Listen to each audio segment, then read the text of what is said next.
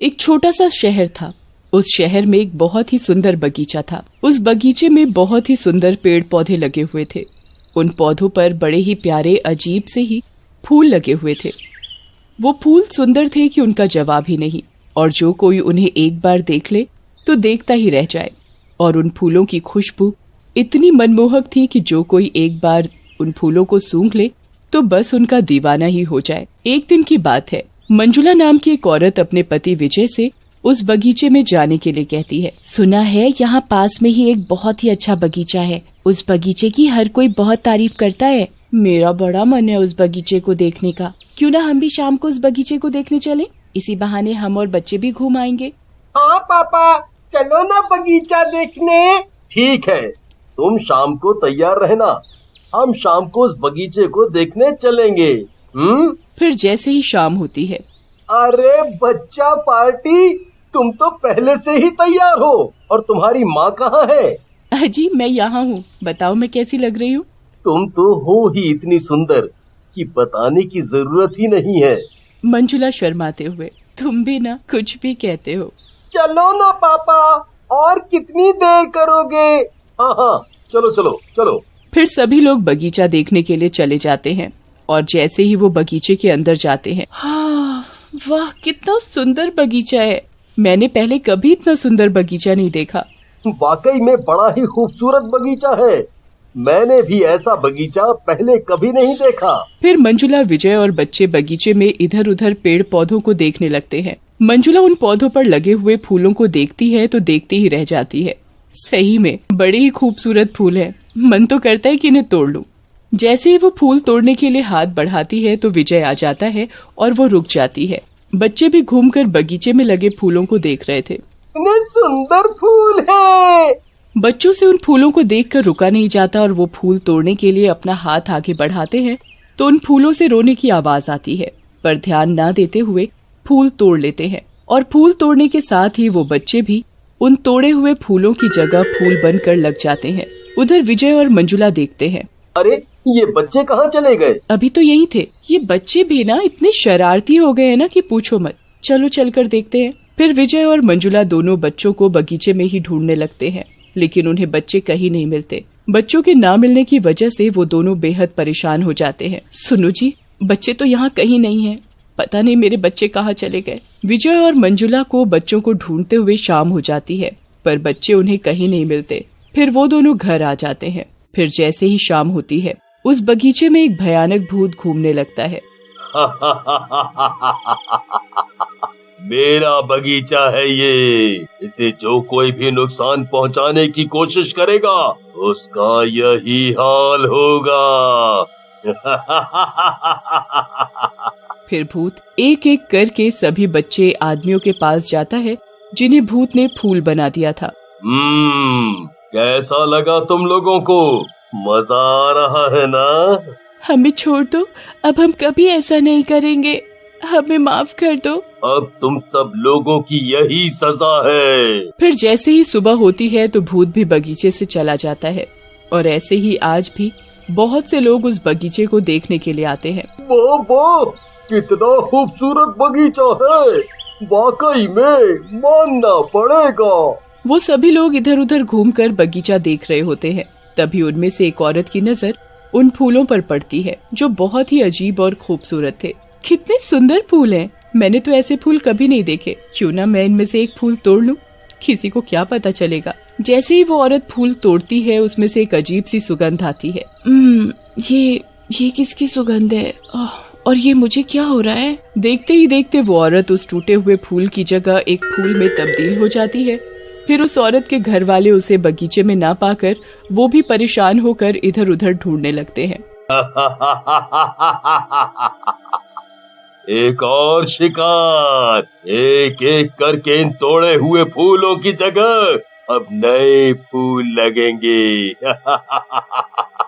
वो भी इंसान के। कैसा लग रहा है तुम लोगों को यहाँ फूल बनकर? हमें फूल मत बनाओ, छोड़ दो, हमें वापस इंसान बना दो। अब बने रहो तुम ऐसे ही फूल, तभी तो तुम्हें पता चलेगा कि कैसा लगता है फूल बनकर। फिर कुछ ही देर में सुबह हो जाती है तो भूत भी वहाँ से चला जाता है। इसी तरह हर रोज उस बगीचे में कोई ना कोई घूमने आता रहता था, लेकिन अगर किसी ने भी उन फूलों को तोड़ लिया तो वो इंसान भी उन टूटे हुए फूलों की जगह फूल बनकर लग जाते। अब तो ये बात धीरे धीरे पूरे शहर में फैल गई थी और शहर के सभी आदमी आपस में बात करते हैं। अरे तुमने कुछ सुना है? हाँ सुना तो मैंने भी है कि जो कोई भी उस बगीचे में घूमने जाता है तो वो गायब हो जाता है। या मैं तो कहता हूँ कि कोई भी उस बगीचे में घूमने ना जाए। अभी कल ही की बात है, मेरी चाची बगीचे में लगे फूलों को देखने गई थी, अभी तक वापस नहीं आई। अरे यार, वो बगीचे में लगे फूल हैं ही इतने सुंदर कि देखे बिना रहा ही नहीं जाता। पर समझ में नहीं आ रहा है कि उस बगीचे में जो कोई घूमने जाता है तो वो कहाँ गायब हो जाता है। तभी एक बूढ़ी औरत उन सभी आदमियों से कहती है, चलो उस बगीचे में चलकर देखते हैं। अम्मा, आप भी कैसी बातें कर रही हो?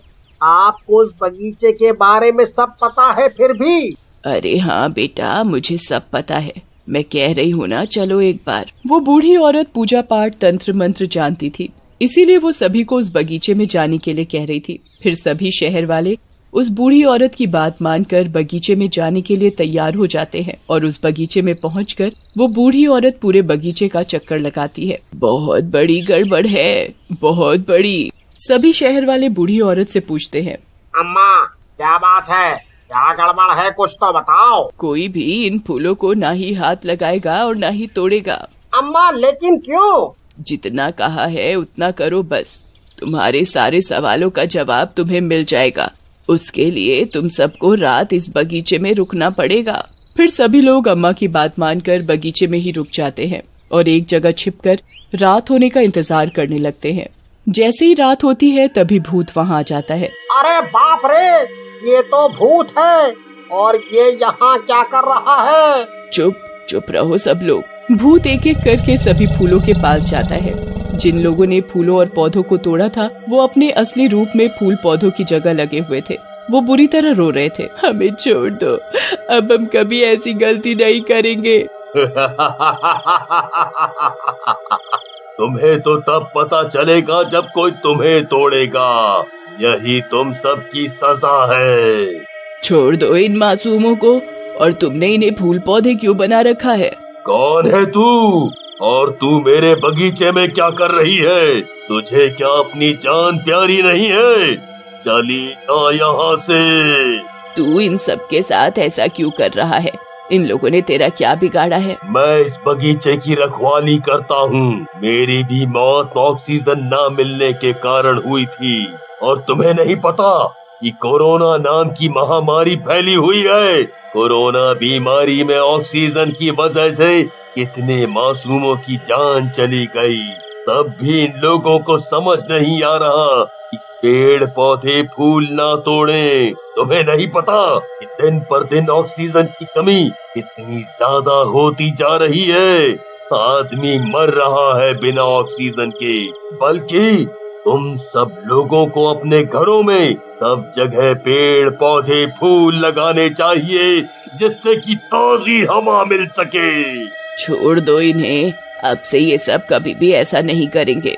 भूत ने जिन इंसानों को फूल और पौधे बना दिया था वो सभी भूत से माफी मांगते हैं। भूत जी, हमें माफ कर दो, अब हम कभी भी पेड़ पौधे फूल नहीं तोड़ेंगे।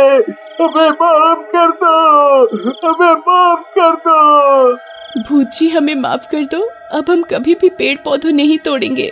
अब तो मान जाओ, फिर से इन्हें इंसान बना दो। एक ही शर्त पर मैं इन्हें वापस इंसान बनाऊंगा, जब ये सभी लोग अपने घरों में एक एक पेड़ पौधा लगाएं। हाँ, हम सब अपने अपने घरों में हर जगह पेड़ पौधे लगाएंगे।